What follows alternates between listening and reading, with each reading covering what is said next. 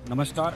दिन भर की बड़ी खबरों में आपका स्वागत है। 4 महीने के बाद आया पीएम मोदी के मन की बात का 111वां एपिसोड। प्राइस संस्था की ताजा रिपोर्ट में हिंदू मुस्लिम आय का हुआ खुलासा। सुनीता विलियम की वापसी में देरी के चलते इसरो चीफ का आया बड़ा बयान। नीट यूजी परीक्षा के पैटर्न में नजर आए बदलाव के संकेत। जनरल उपेंद्र द्विवेदी संभालेंगे 30वें सेना प्रमुख का पदभार। अब देखते हैं खबरें विस्तार से। प्रधानमंत्री मोदी का लगभग 4 महीने के बाद आया रेडियो प्रोग्राम मन की बात का अगला एपिसोड आज रिलीज हो गया है। इस दौरान उन्होंने लोकसभा चुनाव, हूल दिवस, अमरनाथ रथ यात्रा, कुवैत रेडियो के हिंदी शो, लोकल प्रोडक्ट्स, पर्यावरण दिवस और योग दिवस पर बात की है। पीएम मोदी ने 26 जुलाई से होने वाले पेरिस ओलंपिक में जाने वाली भारतीय टीम को भी शुभकामनाएं दी और कहा कि इस बार ओलंपिक में कुछ चीजें पहली बार देखने को मिलेंगी। खिलाड़ी भी अलग लेवल पर रोमांच दिखाएंगे। इससे पहले मन की बात का 110वां एपिसोड फरवरी में टेलीकास्ट हुआ था। तब पीएम मोदी ने कहा था कि राजनीतिक मर्यादा के चलते लोकसभा चुनाव के दौरान 3 महीने मन की बात का प्रसारण नहीं होगा। पीएम मोदी ने मन की बात के 111वें एपिसोड में 10 अहम मुद्दों पर चर्चा की है, जो इस प्रकार हैं। नंबर 1, लोकसभा चुनाव, हूल दिवस,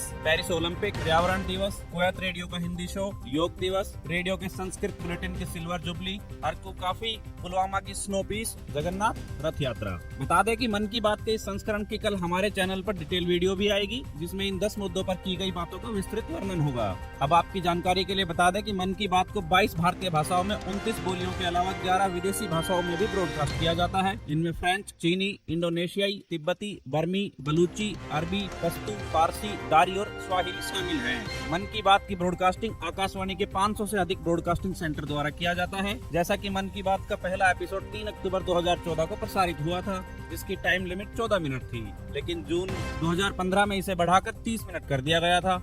30 अप्रैल 2023 को मन की बात का 100वां एपिसोड प्रसारित किया गया था। आइए देखते हैं अगली खबर। गैर मुनाफे वाली संस्था people research on India's consumer economy के सर्वे के ये आंकड़े सामने आ गए हैं। देश में मुस्लिमों की सालाना कमाई 28%, हिंदुओं की 19% और सिखों की सर्वाधिक 57% बढ़ी है। हिंदू मुस्लिम परिवारों के बीच आय का अंतर तेजी से कम हो रहा है। दोनों समुदाय के परिवारों में यह अंतर 7 साल में 87% घटकर केवल 250 रुपए बचा है, जो 2016 में 1917 रुपए मासिक था।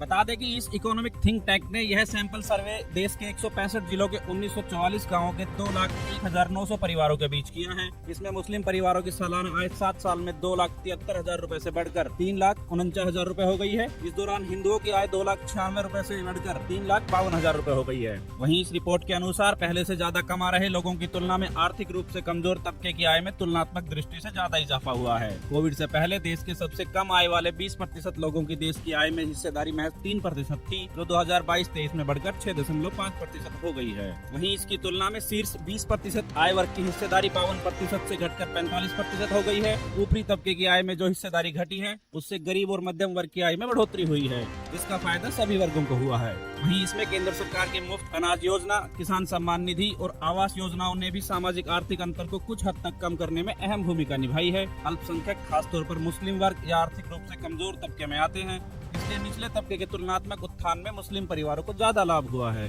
देखते हैं अगली खबर। Indian Space Research Organisation chief doctor S Somnath ने कहा कि स्पेस स्टेशन से भारतवंशी सुनीता विलियम की वापसी में देरी से चिंता की बात नहीं है, क्योंकि इंटरनेशनल स्पेस स्टेशन लंबे समय तक लोगों के रहने के लिए एक सुरक्षित जगह है।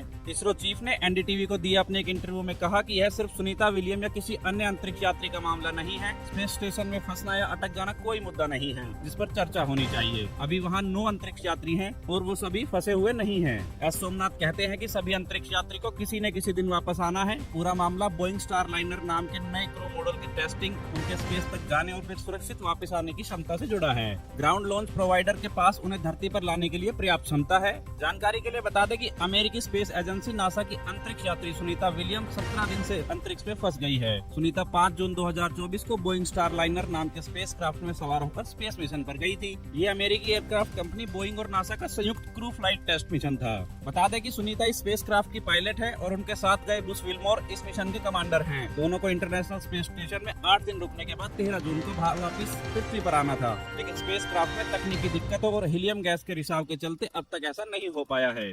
आइए देखते हैं अगली खबर।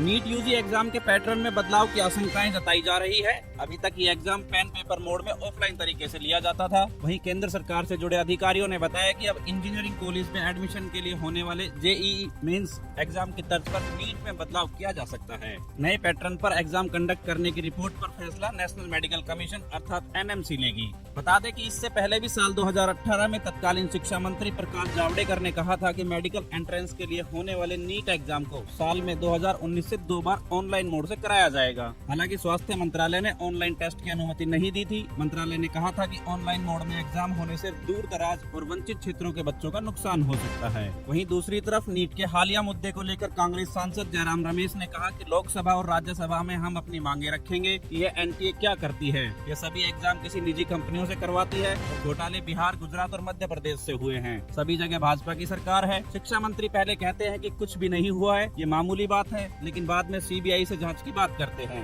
और उच्च स्तरीय कमेटी बनाते हैं। हम शिक्षा मंत्री के इस्तीफे की मांग करते हैं। और अब आइए देखते हैं आज की सबसे बड़ी खबर। जनरल उपेंद्र द्विवेदी ने आज रविवार 30 जून को नए आर्मी चीफ का चार्ज संभाल लिया है। इसके साथ ही जनरल द्विवेदी 30वें सेना प्रमुख बन गए हैं। वे इसी साल 19 फरवरी को vice chief of army staff बने थे। आर्मी चीफ बनने पर द्विवेदी लेफ्टिनेंट जनरल से जनरल रैंक पर प्रमोट हो गए हैं। बता दें कि भारत सरकार ने 11 जून की रात उन्हें आर्मी चीफ बनाने का ऐलान किया था। इससे पहले वे सेना के vice chief, northern army commander, DG infantry और सेना में कई अन्य कमांड के प्रमुख के रूप में काम कर चुके हैं। यहाँ जनरल द्विवेदी ने आर्मी चीफ के तौर पर जनरल मनोज पांडे की जगह ली है। जनरल मनोज पांडे आज ही रिटायर हुए हैं। जनरल मनोज पांडे के लास्ट वर्किंग डे पर सेना की ओर से उन्हें गार्ड ऑफ ऑनर